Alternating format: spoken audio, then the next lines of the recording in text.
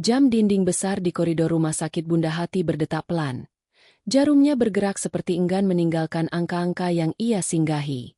Malam itu, seperti biasa, Alia mengenakan seragam putihnya yang rapi, dengan rambut hitam panjang yang digelung sederhana agar tidak mengganggu pekerjaannya. Wajahnya tampak segar meski banyak orang mungkin sudah lelah di jam segini. Bagi Alia, malam adalah sahabat lama. Saat sebagian besar orang terlelap, ia merasa menemukan ketenangan. Kesunyian di bangsal rumah sakit memberinya ruang untuk bernapas.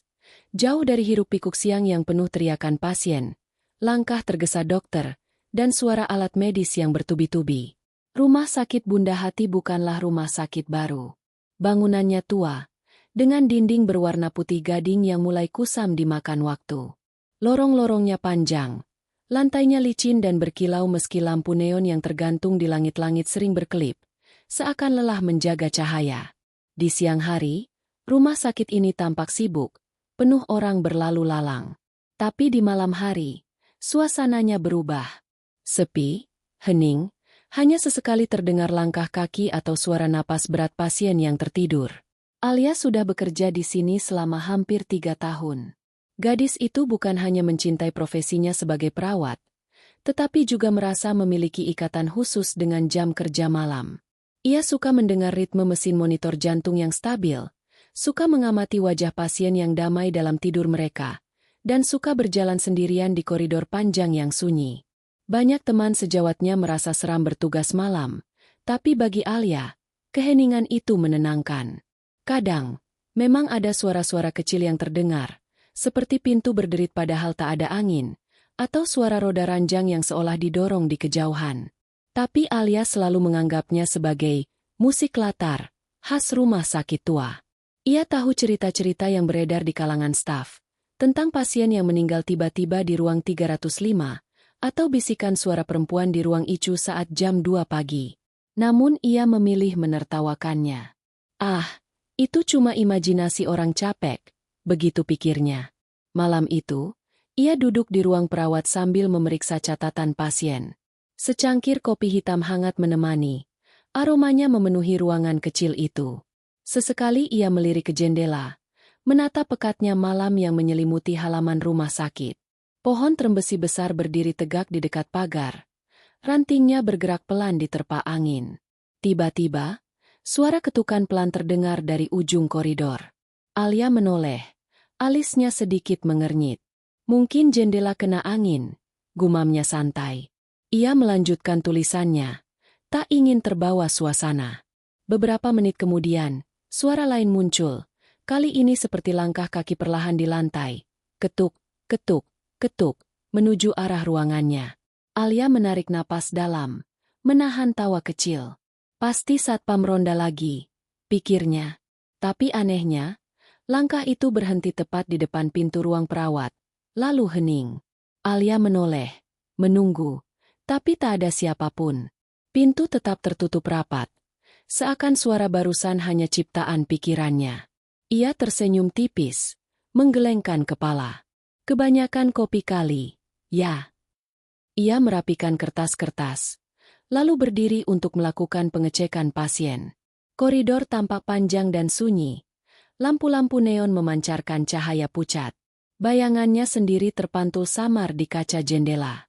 Meski ada sedikit rasa dingin merayap di tengkuknya, Alia tetap berjalan dengan langkah ringan. Ia sudah terbiasa dengan keanehan kecil ini. Bagi Alia, malam-malam sunyi di rumah sakit Bunda Hati bukanlah sesuatu yang menakutkan. Justru disitulah ia merasa damai, seakan menjadi satu-satunya penjaga yang dipercayakan untuk merawat kehidupan yang rapuh. Ia tidak tahu bahwa malam-malam sunyi yang begitu ia cintai, kelak akan mempertemukannya dengan sesuatu yang jauh melampaui batas logika, dan mengubah hidupnya selamanya. Malam itu jarum jam dinding menunjukkan pukul 12:15. Rumah sakit begitu sunyi hingga suara detik jam terdengar jelas di antara dengung lampu neon. Alia berdiri dari kursi ruang perawat, mengambil senter kecil yang selalu ia bawa, lalu berjalan menyusuri koridor untuk melakukan pengecekan rutin. Lampu-lampu di sepanjang lorong sebagian sudah diredupkan. Cahaya yang tersisa memantul di lantai keramik, menimbulkan kilau pucat seperti bayangan air.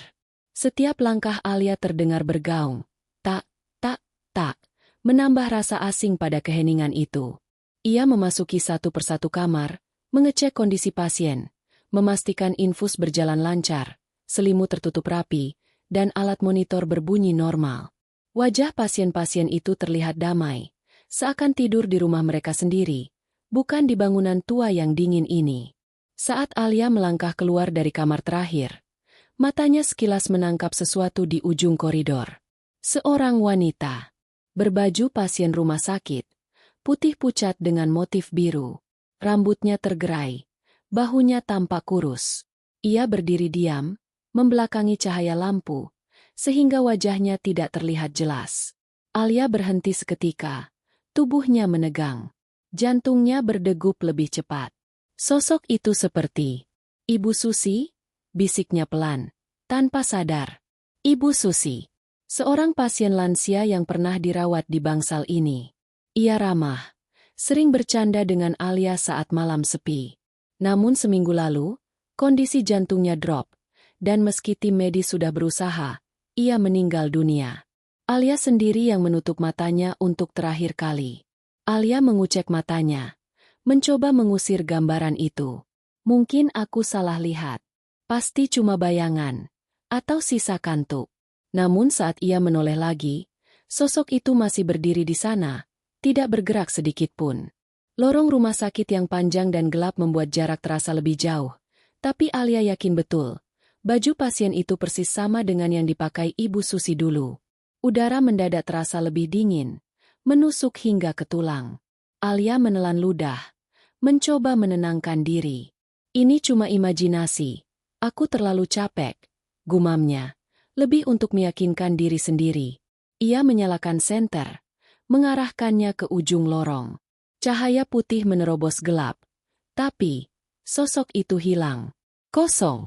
Yang tersisa hanya dinding tua, kusam, dengan cat yang sedikit mengelupas. Alia berdiri beberapa detik. Napasnya memburu. Ia ingin melangkah ke depan, memastikan dengan mata kepalanya. Tapi sesuatu menahannya. Bagian dalam dirinya berteriak, "Jangan." Dengan cepat, ia berbalik, melangkah kembali menuju ruang perawat. Langkahnya sedikit tergesa. Senter bergetar di tangannya. Begitu pintu ruang perawat tertutup di belakangnya, Alia bersandar, mencoba menenangkan detak jantung yang berlari kencang. Capek.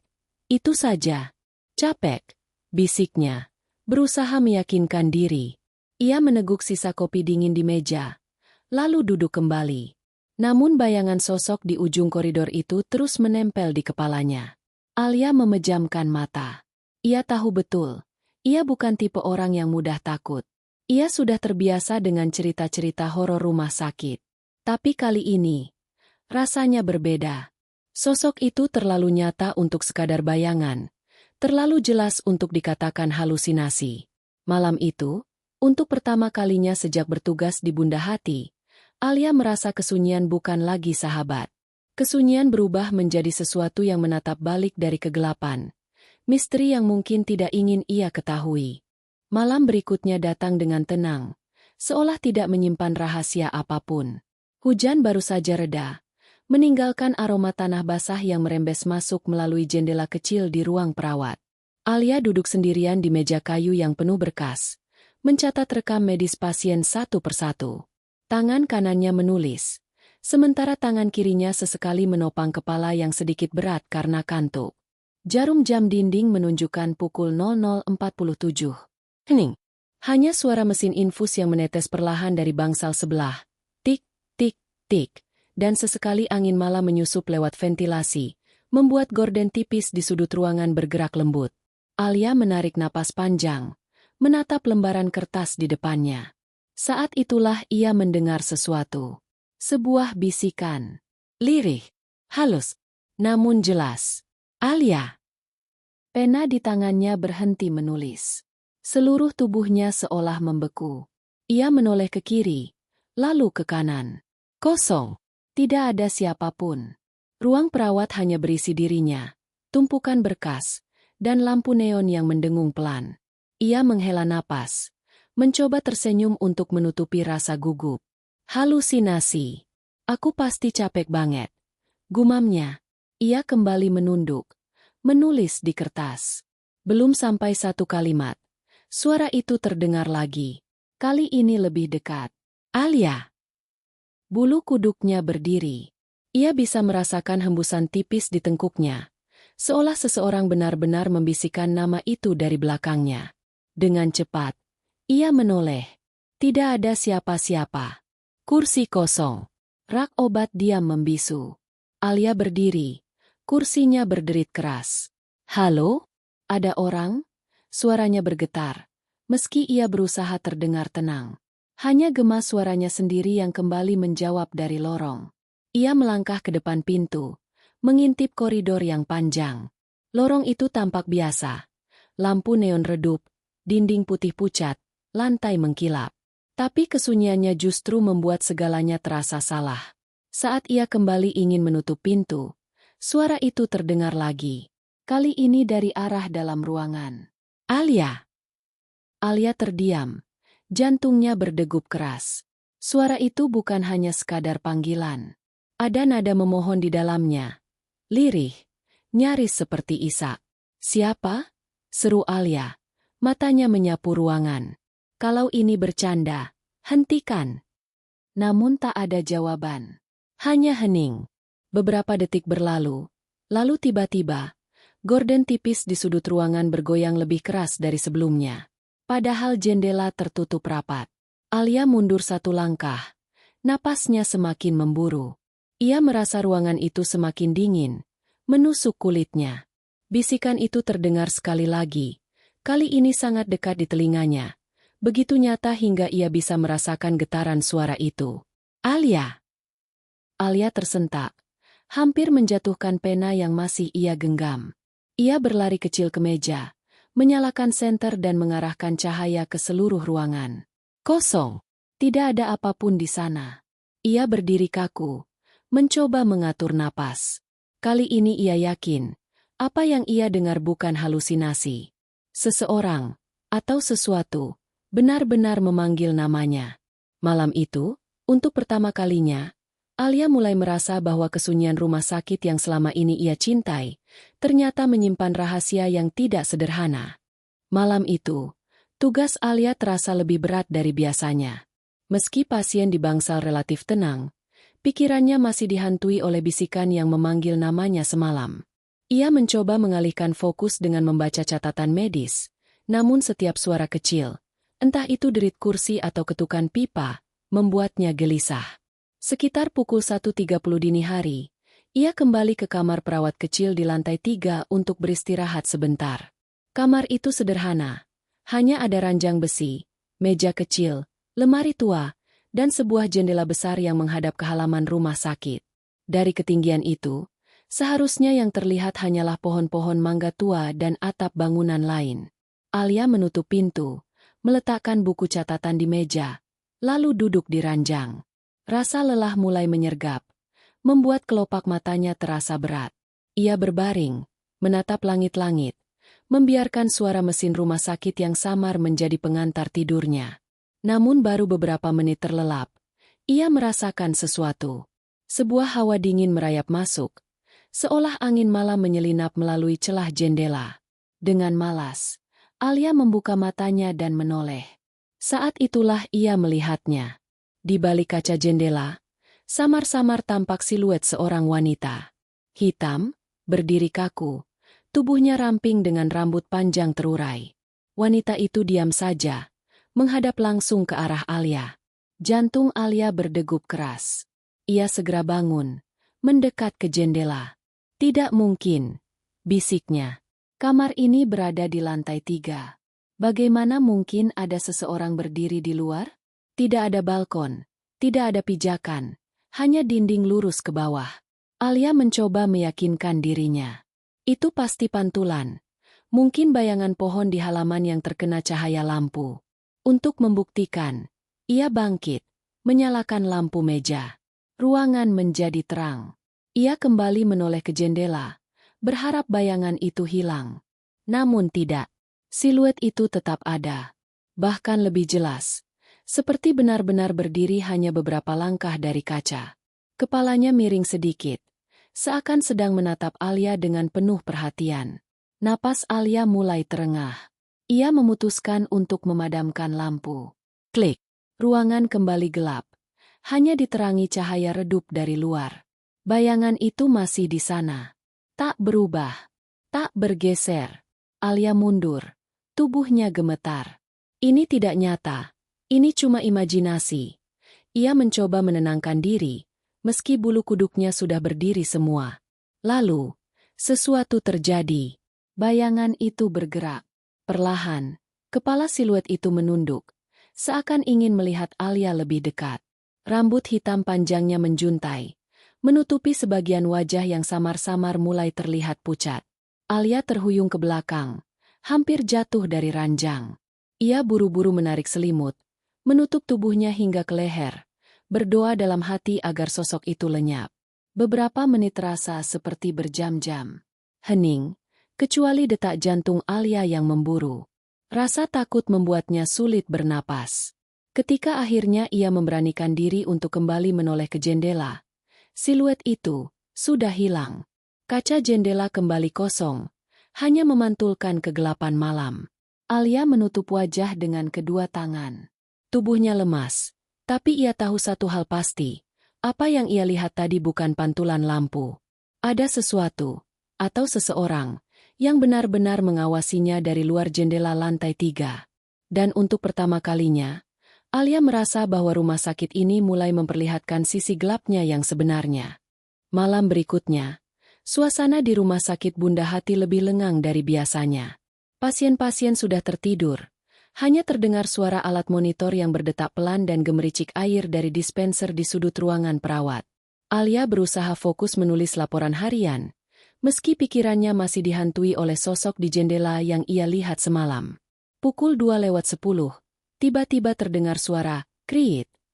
Derit logam tua yang sangat jelas, berasal dari koridor bangsal. Alia langsung mendongak.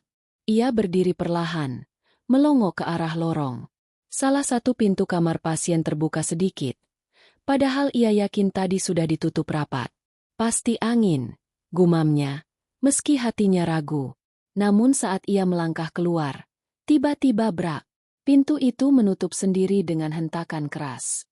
Suaranya menggema, menusuk ke dalam dada. Alia terdiam, bulu kuduknya berdiri. Jantungnya berdetak semakin cepat. Ia mencoba mendekat, tangannya meraih gagang pintu.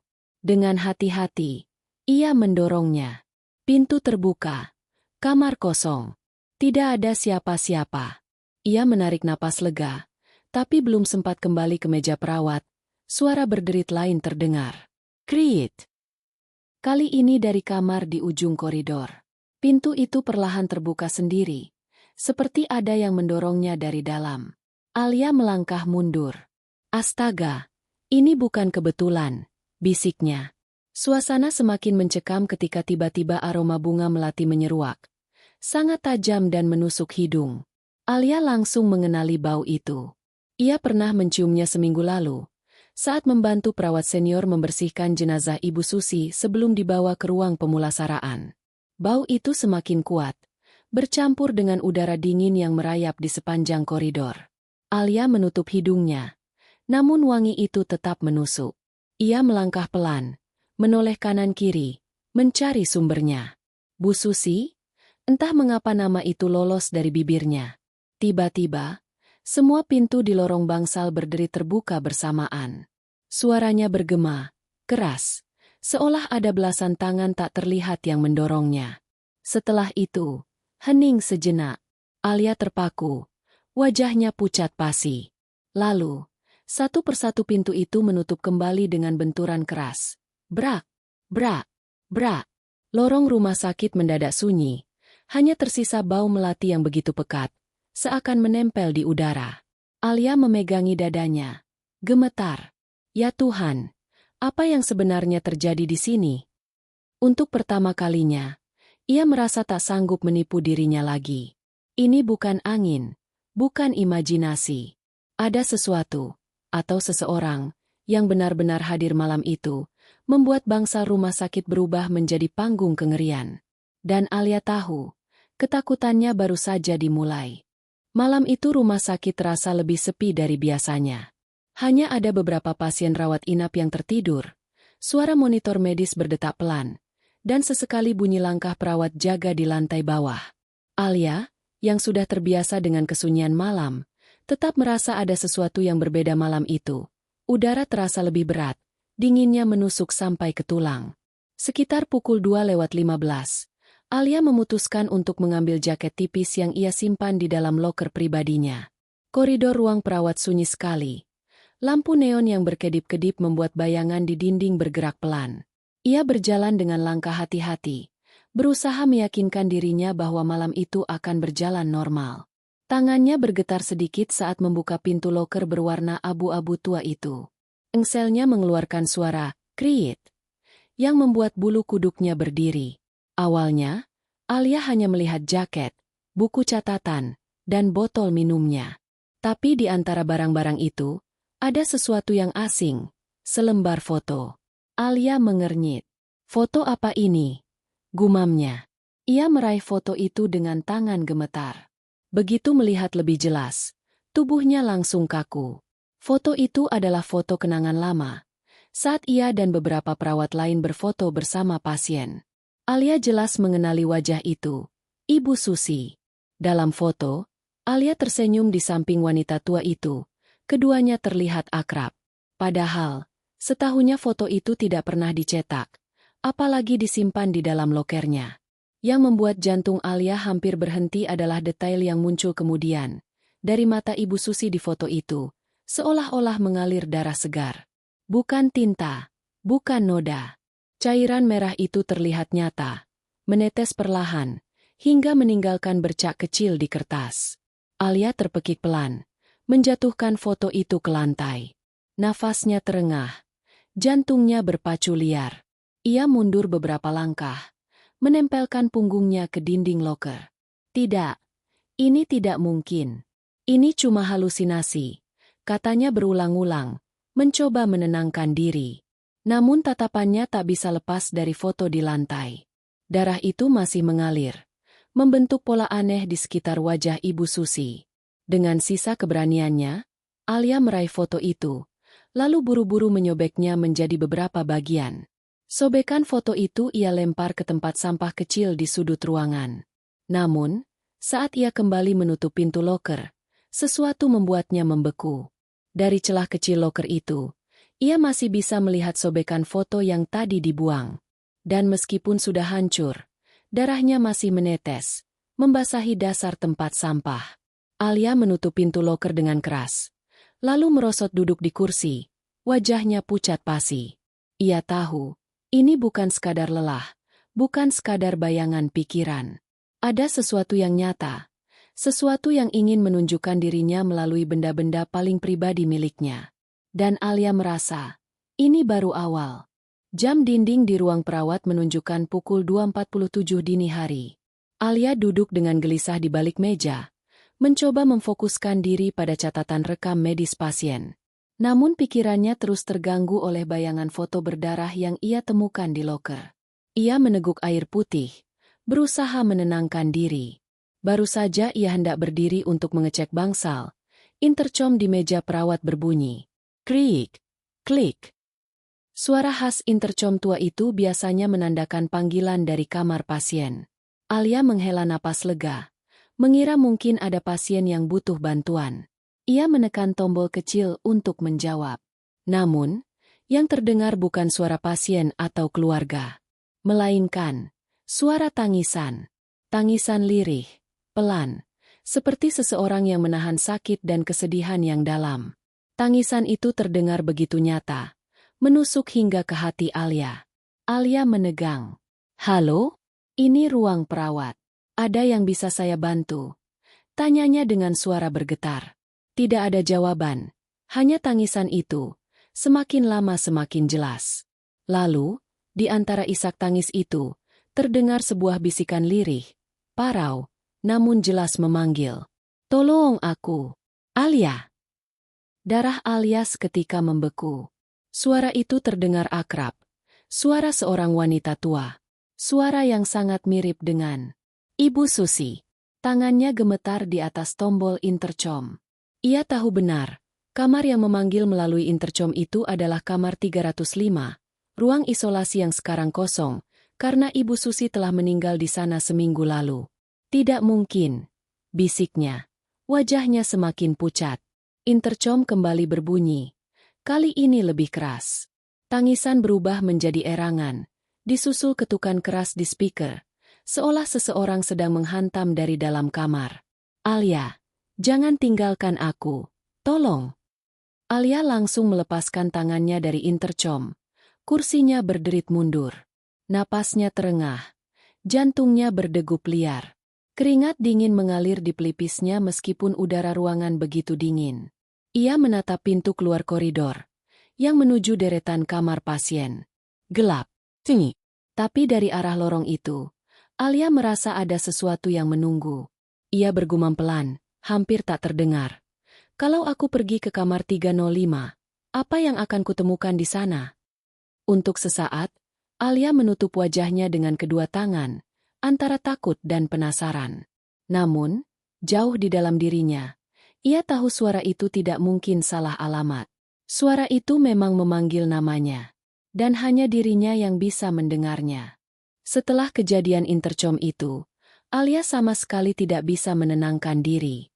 Malam itu terasa lebih panjang dari biasanya, dan setiap detik membuatnya semakin yakin bahwa suara Ibu Susi benar-benar nyata. Ia menatap tumpukan map rekam medis di meja perawat. Tangannya ragu, namun rasa penasaran mengalahkan ketakutannya. Jika memang ada sesuatu yang tidak beres, mungkin jawabannya ada di sana. Dengan jantung berdegup kencang, Alia mulai mencari-cari berkas pasien bernama Susi Rahmawati. Map berwarna coklat tua itu akhirnya ia temukan di bagian bawah tumpukan. Ia menyalakan lampu meja yang redup, lalu membuka lembar demi lembar catatan medis.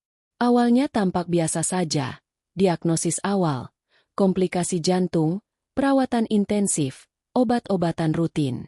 Namun ketika Alia membaca lebih teliti, ia menemukan hal yang ganjil. Ada halaman yang seharusnya berisi catatan harian perawatan, tetapi bekas robekan terlihat jelas. Seperti ada lembaran yang sengaja disobek. Alis Alia berkerut. Ia membalik halaman berikutnya, dan di bagian hasil diagnosa terakhir, tulisan dokter terlihat tidak konsisten.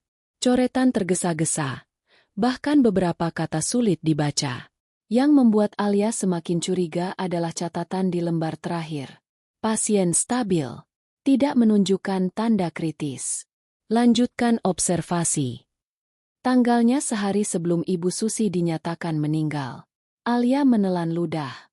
Jika benar Ibu Susi masih stabil, bagaimana bisa keesokan harinya ia dinyatakan meninggal mendadak? Tangannya semakin gemetar. Ia memeriksa lebih detail. Ada bekas tinta samar, seolah ada kalimat yang pernah ditulis lalu dihapus dengan cairan tip X. Alia memiringkan kertas, mencoba melihat jejak tulisan di bawah cahaya. Dan samar-samar, ia bisa membaca goresan yang tersisa. Tidak boleh ada yang tahu. Jantung Alia berdegup semakin cepat. Ia merapatkan map rekam medis itu, menutupnya dengan terburu-buru. Di dalam kepalanya, berbagai pertanyaan berputar. Apa benar Ibu Susi meninggal karena penyakit jantung? Atau ada hal lain yang sengaja ditutupi? Dan mengapa sekarang arwahnya seperti ingin menyampaikan sesuatu padanya? Udara di ruang perawat tiba-tiba terasa semakin dingin. Lampu meja berkedip-kedip, lalu mati sesaat sebelum menyala kembali. Alia menoleh dengan panik. Di atas meja, map rekam medis Ibu Susi terbuka kembali, meskipun tadi sudah ia rapatkan. Halaman terakhir menganga, dan di sana, dengan jelas Alia melihat bekas noda merah kecil di sudut kertas. Seperti bercak darah yang baru saja menempel. Alia memegangi mulutnya, menahan teriakan. Kini ia yakin, ada rahasia besar di balik kematian Ibu Susi. Rahasia yang seseorang di rumah sakit ini tidak ingin ada yang tahu. Dan entah kenapa, roh Ibu Susi memilih dirinya untuk membongkar semuanya. Setelah menemukan catatan medis yang janggal, Alia tidak bisa tidur semalaman. Bayangan wajah Ibu Susi terus menghantuinya, disertai bisikan lirih dari intercom yang seolah mendesaknya untuk bertindak lebih jauh. Keesokan malamnya, ia memberanikan diri untuk menghubungi temannya, Raka, seorang staf IT rumah sakit yang sudah lama ia kenal. Raka dikenal cerdik dan sering membantunya dalam hal administrasi. Awalnya Raka ragu ketika Alia menjelaskan kecurigaannya. Yakin kamu nggak cuma kecapean, Alia? Rumah sakit ini penuh cerita aneh. Kamu tahu sendiri, kata Raka sambil menatap layar laptopnya. Alia menggeleng keras. Raka, aku dengar sendiri suara Ibu Susi dari intercom. Aku lihat catatan medisnya. Ada lembar yang hilang, ada tulisan yang dihapus.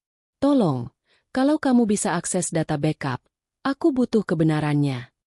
Raka terdiam sejenak, lalu menghela napas panjang. Oke, tapi kalau ketahuan, aku bisa dipecat. Kamu harus janji ini nggak keluar dari mulut kita dulu. Alia mengangguk mantap. Mereka duduk di ruang arsip komputer. Lampu redup menyinari wajah serius Raka yang sedang mengetik cepat. Tangannya lincah menembus sistem yang penuh proteksi, hingga akhirnya ia berhasil masuk ke folder backup rekam medis. Ini dia, gumam Raka pelan. Data rekam medis Ibu Susi muncul di layar. Namun, file itu terlihat telah diubah beberapa kali. Dengan menggunakan software khusus, Raka mencoba mengembalikan versi sebelumnya. Beberapa menit berlalu dalam ketegangan sunyi, hanya terdengar suara kipas komputer berputar kencang. Akhirnya, Raka menegakkan tubuhnya. Aku dapat. Ia memperlihatkan file lama yang sudah dipulihkan. Alia membaca dengan seksama, dan matanya langsung melebar ngeri. Catatan medis yang dipulihkan itu menjelaskan bahwa Ibu Susi sebenarnya dalam kondisi membaik. Namun, ada prosedur medis yang dilakukan secara terburu-buru tanpa persetujuan keluarga. Sebuah tindakan operasi kecil yang dilakukan oleh dokter muda dalam masa pelatihan.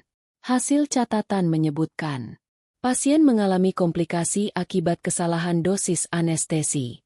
Respon jantung melemah. Pasien kritis. Dilakukan tindakan darurat, namun pasien tidak tertolong. Di bagian bawah, ada tanda tangan dokter penanggung jawab, yang kemudian dicoret dan diganti pada catatan baru. Alia menutup mulutnya dengan tangan, menahan rasa mual. Ini malah praktik.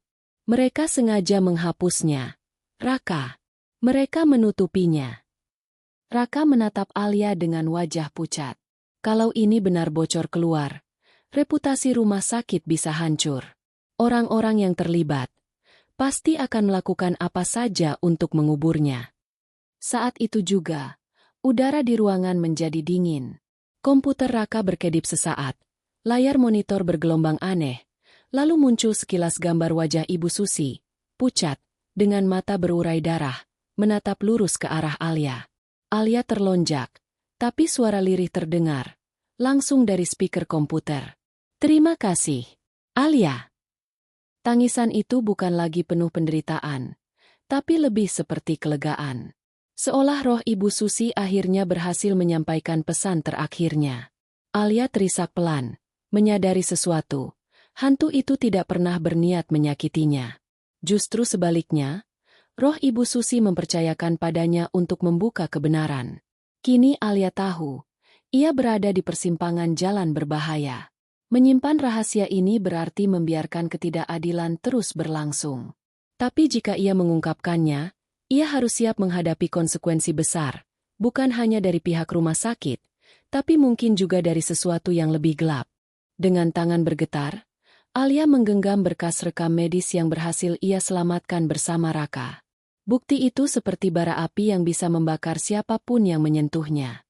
Namun, Alia tahu, membiarkan kebenaran ini terkubur hanya akan membuat arwah Ibu Susi terus gelisah, dan mungkin membuat lebih banyak nyawa melayang tanpa keadilan. Hari itu, dengan penuh keberanian, Alia mendatangi pihak berwenang. Ia menyerahkan seluruh berkas dan menjelaskan kronologi temuannya. Prosesnya tidak mudah.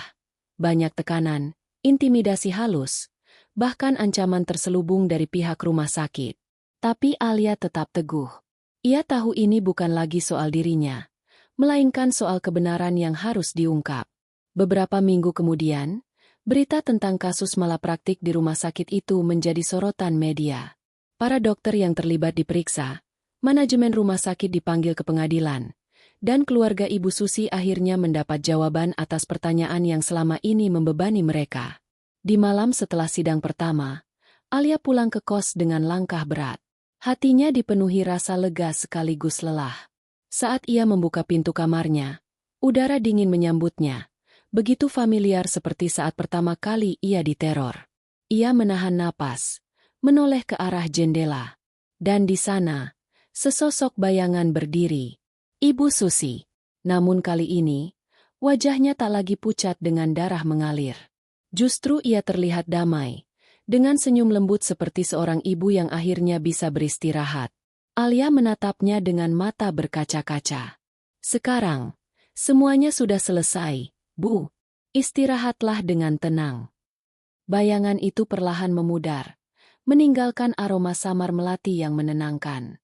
Untuk pertama kalinya sejak teror itu dimulai, Alia tidak merasa takut. Yang tersisa hanyalah keheningan dan ketenangan mendalam. Beberapa bulan berlalu. Alia masih bekerja sebagai perawat, tapi banyak hal berubah. Ia kini dikenal sebagai sosok yang berani, teguh, dan berempati. Rekan-rekannya sering berkata, Alia tidak hanya merawat tubuh pasien, tapi juga hati mereka. Dalam hati kecilnya, Alia tahu satu hal. Pengalaman bersama arwah Ibu Susi telah mengajarinya arti sejati profesinya. Ia bukan hanya perawat bagi yang masih hidup, tapi juga bagi jiwa-jiwa yang menuntut kebenaran. Dan sejak malam itu, teror berhenti untuk selamanya.